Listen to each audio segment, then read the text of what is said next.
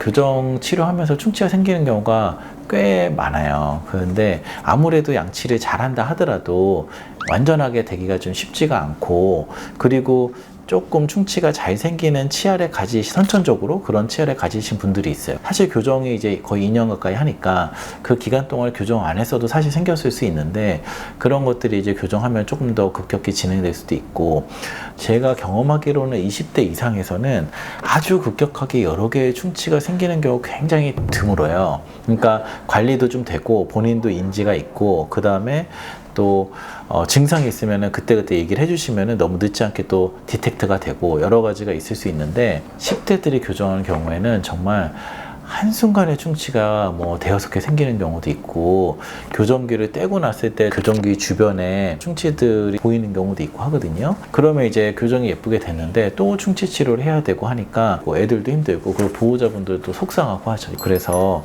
양치는 정말 중요하다. 양치를 잘해서 교정을 하는 것보다도 오히려 양치를 잘해서 교정 끝나고 추가적인 충치 치료 없이 건강한 치아를 유지해서 사는 거, 그게 이제 어떻게 보면은 교정보다도 더 중요할 수도 있죠. 그래서 이거는 정말 여러 번 강조하고 싶은 부분인데, 교정 치료 시에 양치를 어떻게 하는지, 어떤 방법이 있는지, 어떤 게 좋은지, 그런 것들에 대해서 좀 설명을 드려볼까 합니다. 일단 첫 번째로 교정할 때는 교정용 전용 칫솔이 있어요. 이거는 이제 생긴 게 일반 칫솔하고 다르게 이렇게 V자 모양으로 칫솔에 홈이 파져 있는데요. 이게 왜 파져 있냐면은 교정 장치 부분이 좀 더 이렇게 홈 안에 들어가고, 교정 장치 주변에 이제 긴 칫솔 모들이 잘 닦일 수 있게, 그러니까 교정 장치에 특화돼서 나와 있는 칫솔이 있어요. 근데 이거에 대해서도 좀 논란의 여지가 있는 게, 그 교정용 칫솔이 과연 칫솔질이 더 잘 되냐, 이거에 대한 논문들이 있거든요. 어떤 논문들에서는 효과가 있다, 어떤 논문들은 별 차이가 없다. 되게 굉장히 결론이 다양해요. 그래서 이 결론이 다양하다는 건 결국에 아주 크리티컬하지는 않다고 판단할 수가 있거든요. 제가 개인적으로 생각하기에도 결국에 양치를 잘하는 사람이 일반 칫솔로 하는 게, 양치를 잘 안 되는 사람이 교정용 칫솔로 하는 것보다 훨씬 낫겠죠. 그러니까 결국에 중요한 거는 양치를 어떻게 잘하냐가 중요한데, 근데 이제 똑같은 양치 실력을 갖고 있는 사람 기준으로 봤을 때는 그래도 이 교정용 칫솔이라는 도구가 조금 더 교정하는 사람들한테는 효율적으로 고안이 돼서 나온 거기 때문에, 제 개인적으로는 교정하시는 분들은 교정 칫솔을 일단은 한번 사용해 보는 게 좋겠다, 그렇게 제안을 드리고, 근데 그거를 써보고 또 예전에 내가 쓰던 일반 칫솔을 써봤는데 나는 일반 칫솔이 더 잘 닦이는 것 같다 하면은 교정용 칫솔을 전혀 고집할 필요는 없습니다. 그 다음에 이제 교정용 칫솔만큼이나 중요한 거는 치실과 치간 칫솔의 사용이에요. 이거는 교정을 안 하는 사람들한테도 사실 굉장히 중요한 일인데요.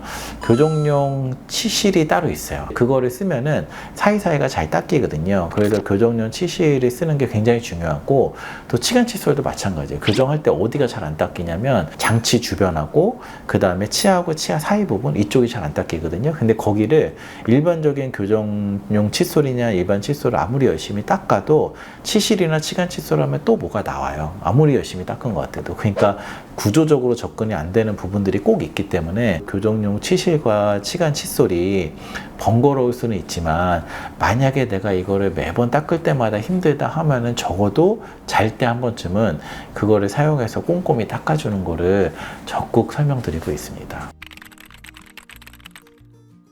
미세한 모를 사용하는 게 좋냐, 단단한 모를 사용하는 게 좋냐, 이런 것도 많이 여쭤보시는데, 일단 미세모와 단단한 모의 차이를 설명을 드리면, 미세모는 말 그대로 이제 모가 부드러우니까 잇몸 쪽을 닦는 데 용이에요.